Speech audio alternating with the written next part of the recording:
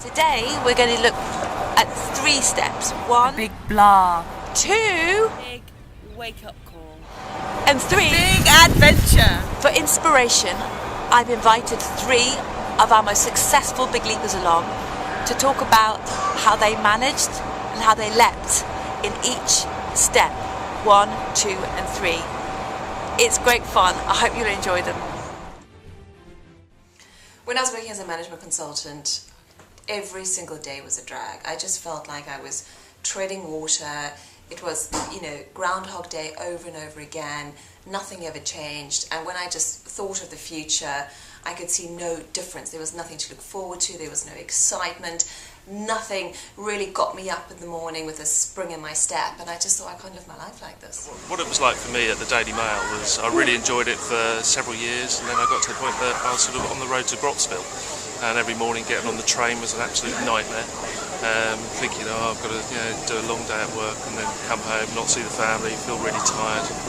And then I decided, well, that's enough. I've had enough of it, and I wanted to start and make new great. I guess my big blah moment was beginning in 2009. I was doing well in my business. I helped people work out what they really want to do with their life, how to get paid for it, how to do something more creative, be self-employed. But I wanted something else, and I love sharing ideas, not just helping people one-to-one. The big wake-up call.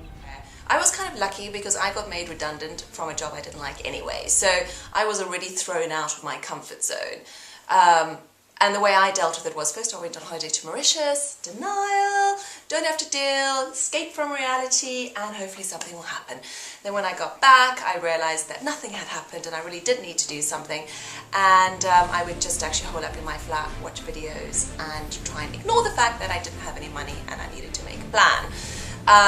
And that went on for a while until eventually I thought, actually, I've just got to do something. And that's when I thought about, okay, I need some support. Who can I look to support me, to really give me the motivation I need to move forward and to take that leap in a new direction? And that's when I started looking to hire a life coach, got some friends around me with expertise, did some brainstorming sessions, anything to just really kind of get that fire in my belly going again.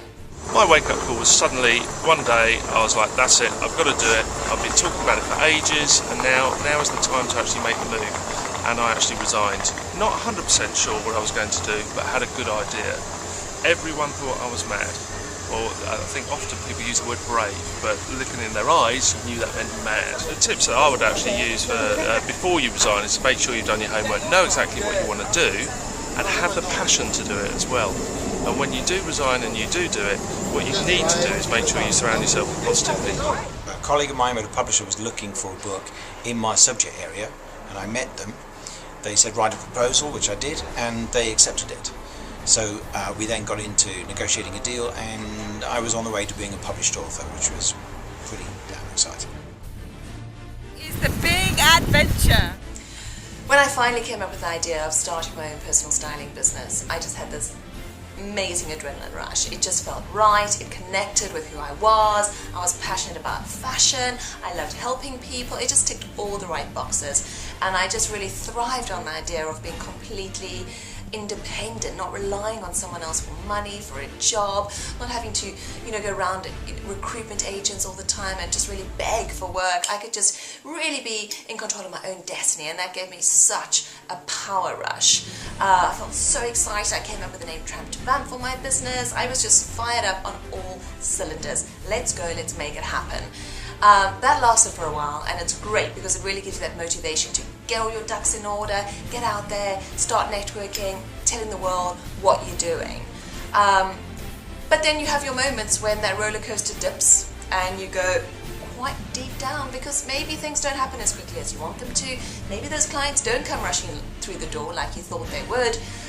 Maybe money doesn't turn up as easily as you anticipated. You're still struggling to pay the bills. You're still, wondering whether am I doing the right thing, aren't I doing the right thing?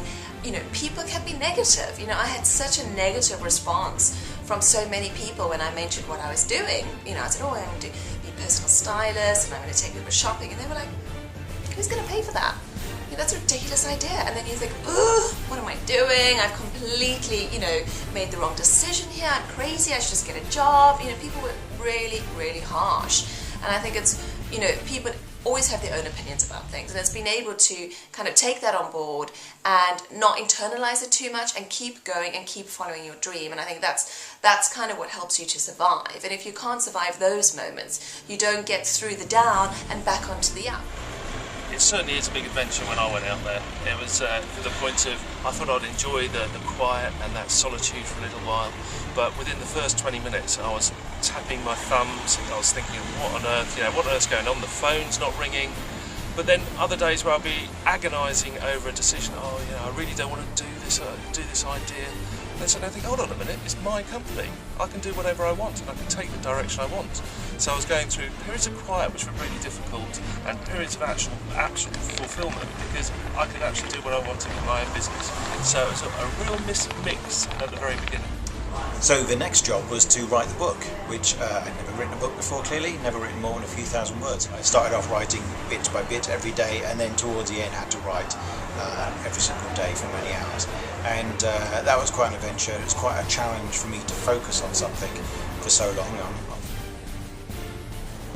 So I hope you enjoyed that. There we were covering the first 3 steps of the Big Leap process: the big laugh, the big wake-up call, and the big adventure. And I hope you find the Big Leapers inspiring and what they had to say useful. The next video we're going to be sending you is the next 3 steps of the Big Leap process. I bet you can't wait. So tune in soon and see you in a couple of days.